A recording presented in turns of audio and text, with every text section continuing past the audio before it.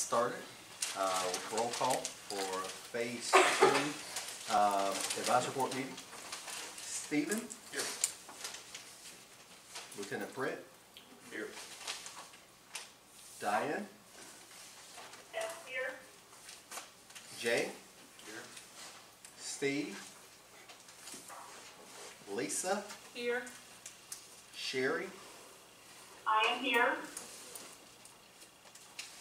And Sergeant Joseph? All right. So we have quorum, and we'll continue, and next on the agenda is the review and approval of last month's meeting minutes. Rachel? Good afternoon, everybody. The last meeting was held on March 12th. The February 12th meeting minutes were reviewed and approved. Aileen Calvo presented an IVB update for Phase 2. The senior DAs discussed the Phase 2 focus group meetings held in Titusville from March 4th through the 6th. On page 2, you can see the items that were discussed during that meeting. The policy and decision review began on page 2 with 4 portal items and continued on to page 3. And ended on page 4 with 4 title items. There was no financial review at the meeting. Nathan Johnson presented a Phase 2 project update. Coral Griggs discussed the industry focus group meeting, scheduling that. There was a brief question and answer at the bottom of page 5.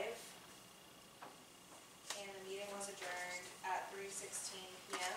And at the bottom of page 5, you can see the items that were distributed in the meeting packet prior to the meeting.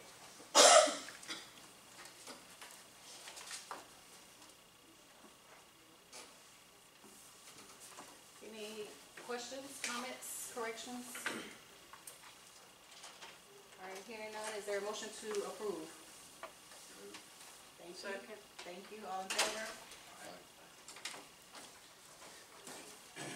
Those on the phone, members on the phone, do you approve the March 12th meeting minutes?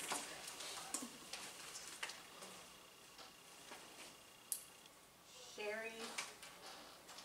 Diane? Yes. Approved?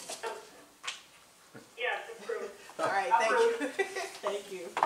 We'll mark these as such. All right, next on the agenda is the IVB update. Ellen?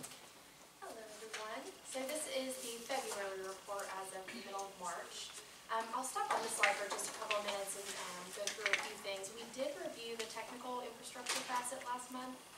We did not find anything concerning through there. Everything is as we would expect. There will be some more key deliverables later in the project that will impact that as well. So we'll take another look at it once those deliverables are issued.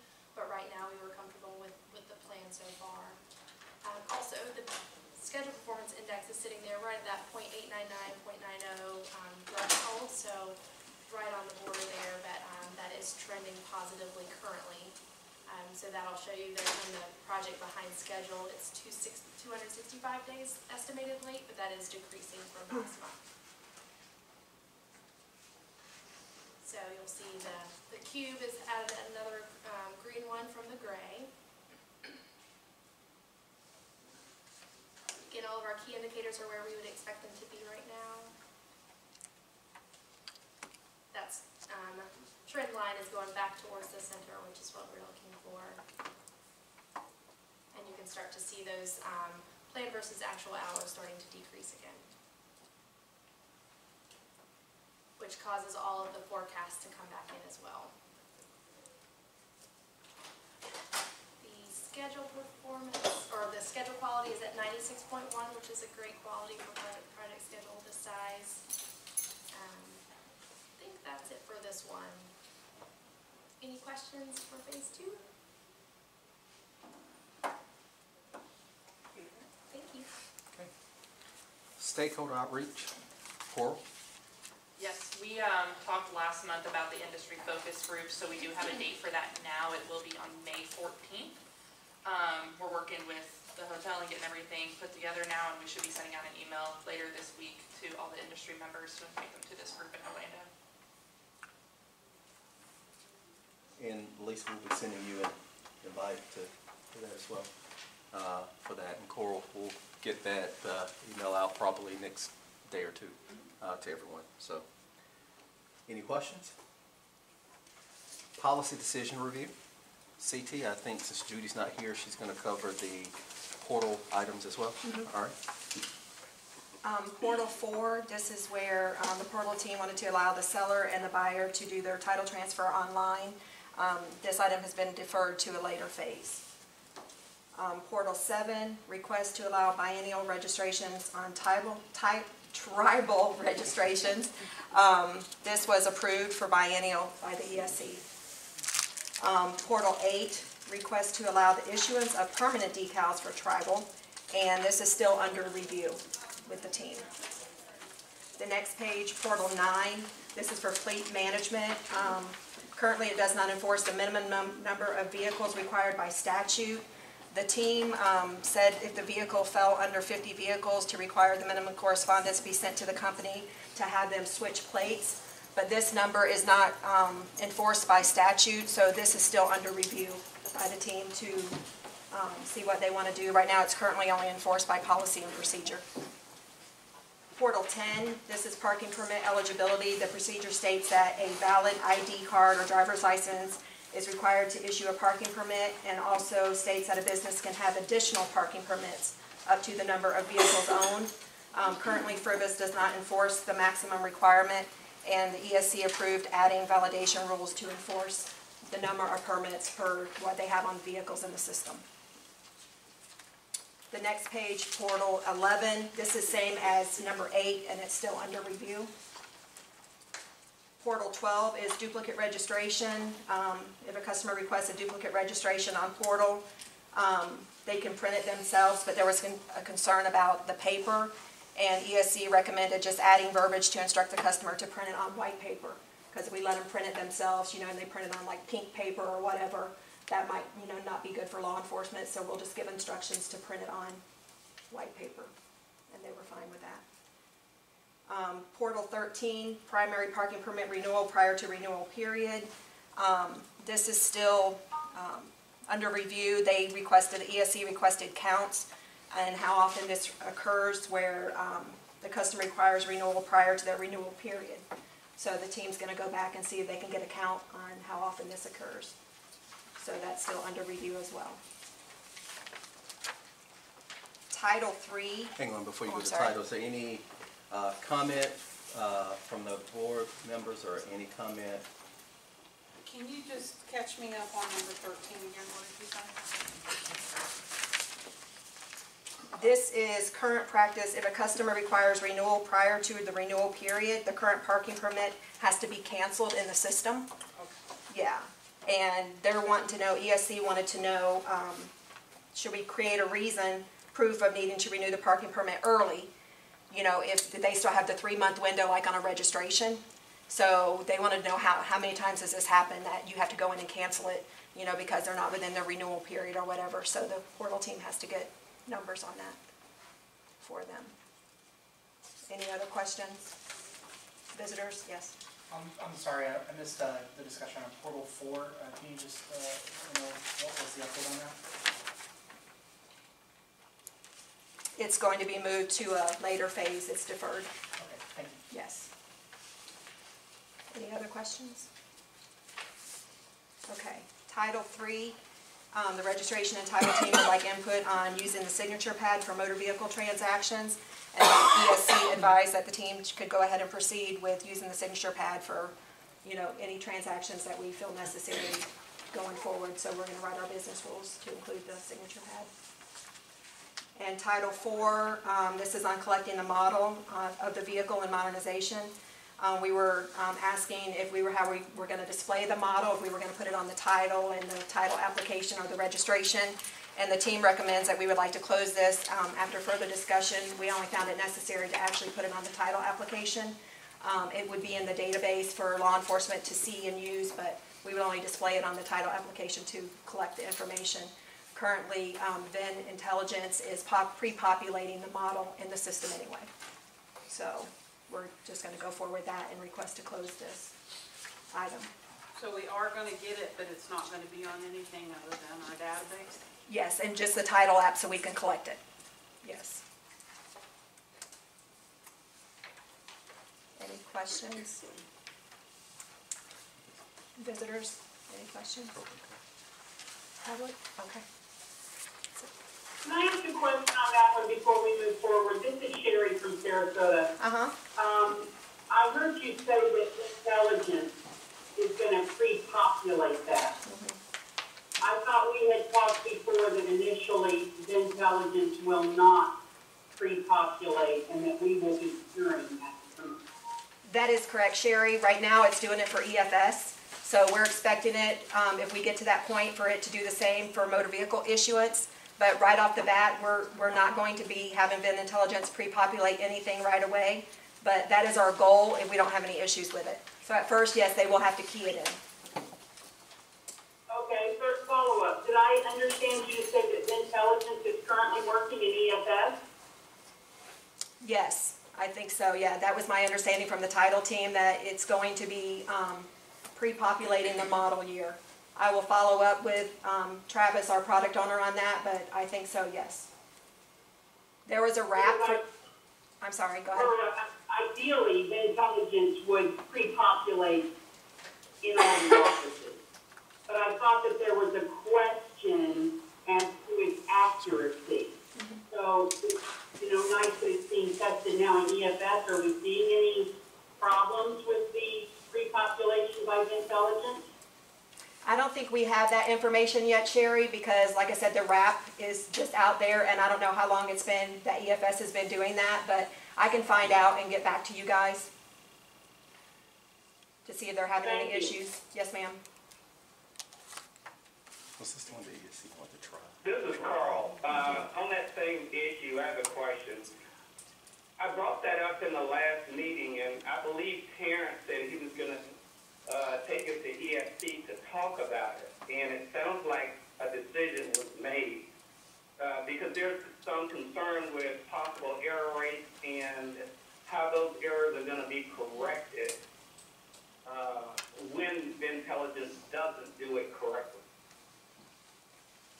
Yeah, I think from the last meeting, and CT helped me out here, that ESC said they wanted to proceed to see how many, this is the thing about the law enforcement issue, right? Right, yeah. They wanted to see how many mistakes were being made if the, keying it at first, and to see if we wanted to go towards the pre-populating. The issue was, they really want, with fraud for law enforcement, they really want the clerk looking at the documents in front of them, not just letting the system pre-fill and, keep it moving.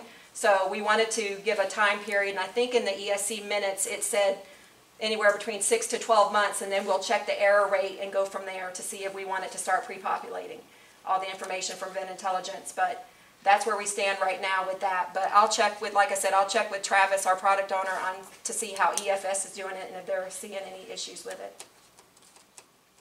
Well, a follow-up. It sounds like this is just an internal decision, and I'm not hearing anything how feedback is going to be provided to the various entities that are actually processing these at the county. I'm sorry, Carl, feedback, how do I get the entity's feedback, or how do they report that up to Robert? Is that what you're asking? Well, what I'm asking is, how will the various entities that are doing the over-the-counter process, and how do they become a part of this discussion and share their concerns on it? It sounds like it's just an internal decision. Well, the ESC has made that decision, but I will go back to them again, and I don't know if that needs to be something that we discuss in a focus group or whatever, but I can bring this up to them once again. But we took it to them, this was their decision, and I will be happy to take it back to them again. Well, I wish you would, and I would suggest that you share with ESC that all the subject matter expertise for providing that customer service is in the field. So it might be wise to consider how it may affect service delivery. Understood.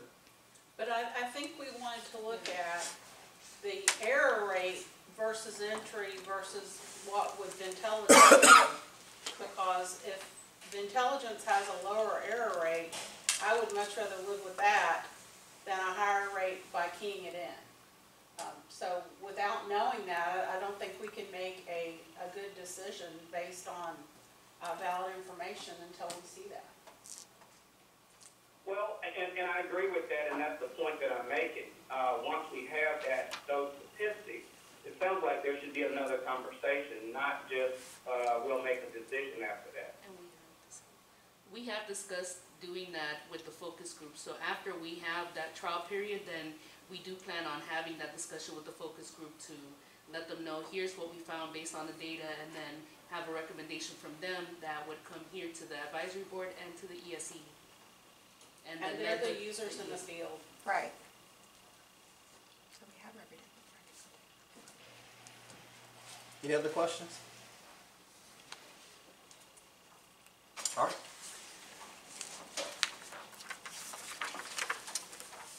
Financial review, Janice is not here, so Kristen's gonna give us probably what will be a very brief financial report. All right, for phase 2, the budget presented is as of the end of March. The budget for 18-19 is $5 million, and thus far, $3.2 million have been expended.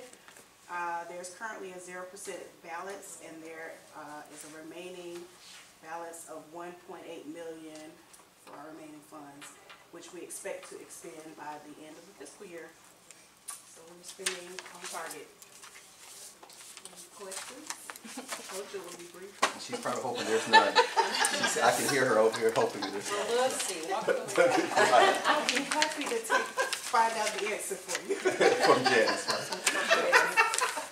All right, no questions. We'll go on to project updates. Nathan? Sure, thanks. Good afternoon. So you should have in your packet this stock up report. So all 6 teams are on target for their last increment of validated requirements. That's what we're focusing in on from now to the end of this fiscal year. Team 1 for dealer license is focused on the dealer licensing, so that's the dealer licensing process itself, as well as curbstoner and the rebuilt inspections. There were a couple of open questions that we got answered, so that team is moving along and they're on target to finish what they're working on.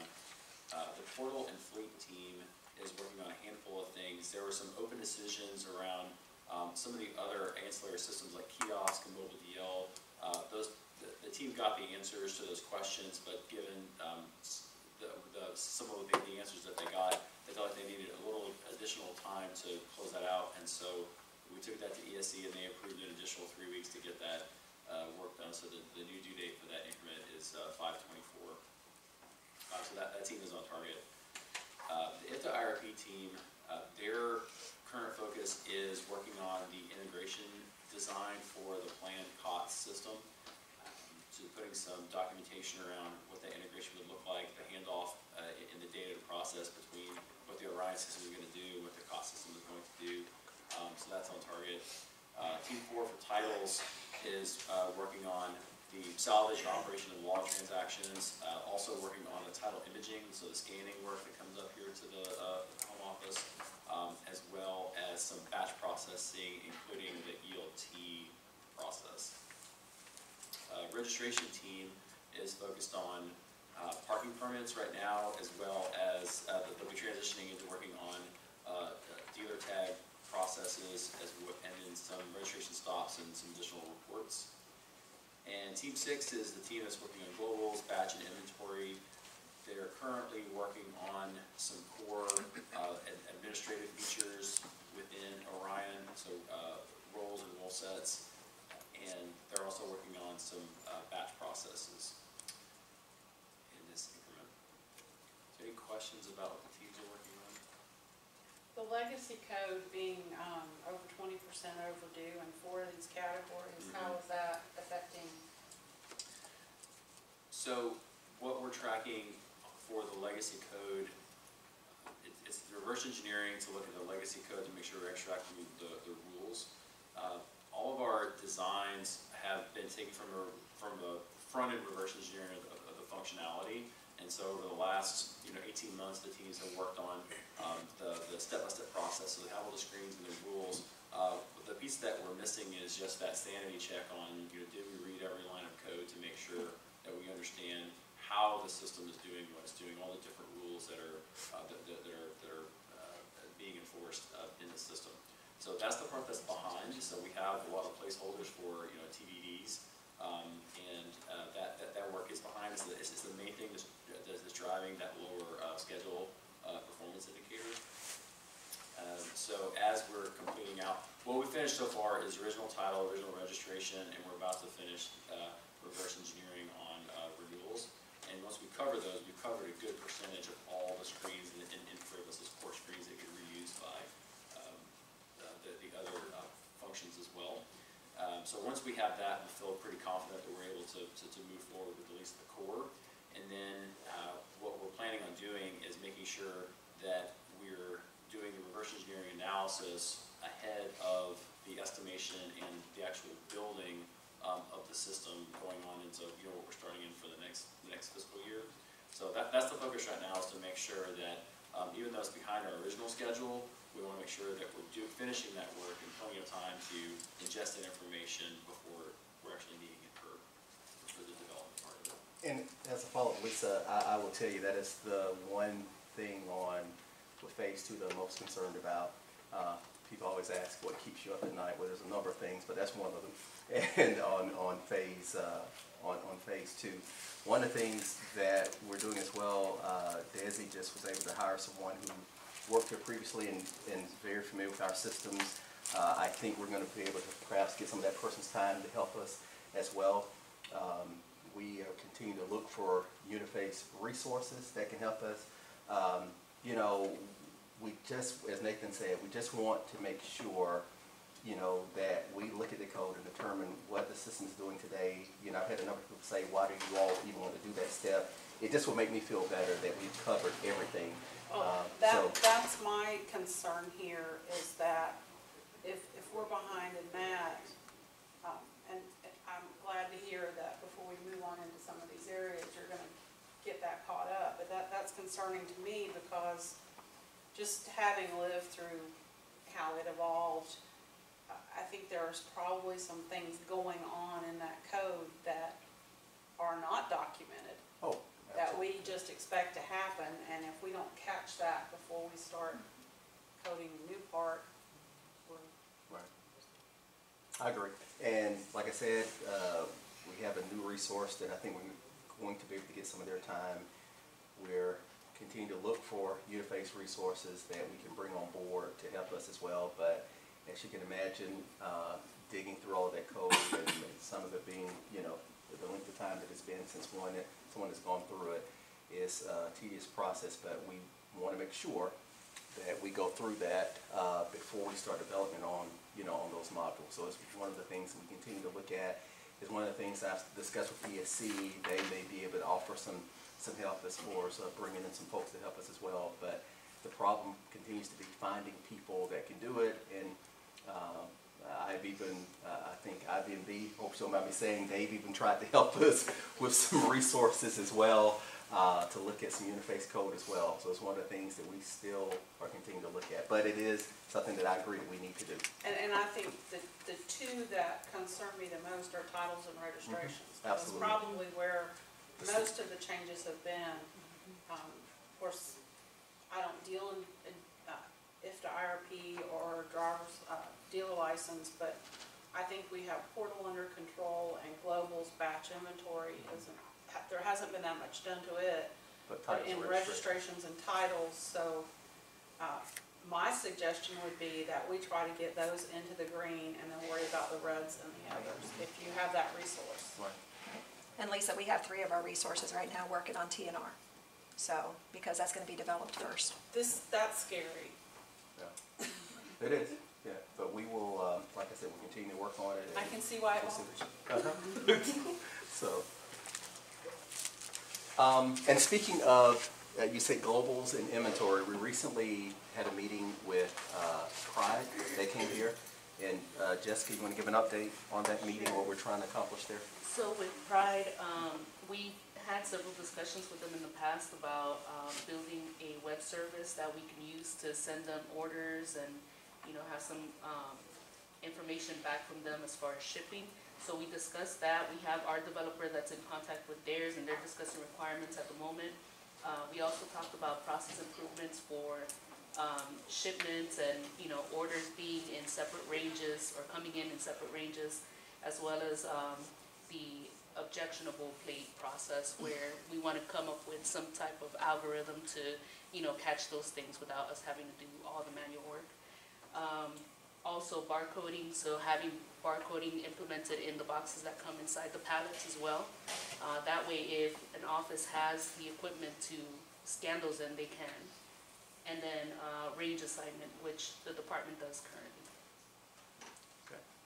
And I believe our next meeting, we may actually visit their facility, look at their process, and have another meeting on site with them to discuss some other issues. We'll work through that list of issues, so they're very open to helping us. I think originally Pride had talked to us about maybe they did like a demo of a system that they had, but we wanted the inventory system to handle some other things, so we think the best course of action for us right now is just simply do a web service, and they seem to be agreeable to that. We've got the two technical folks from their team and from our team talking, so we're trying to work through that and see if we can speed up that process and look for ways to improve it based upon some things we heard in the focus group meeting. So, all right. Coral, do you have a communications update? This is your purple and blue sheet in your packet. This comms plan covers January through June of this year. Couple new items on here. We have the tax collector and dealer services SMEs coming up next week for some face-to-face meetings and to meet with their teams and everything.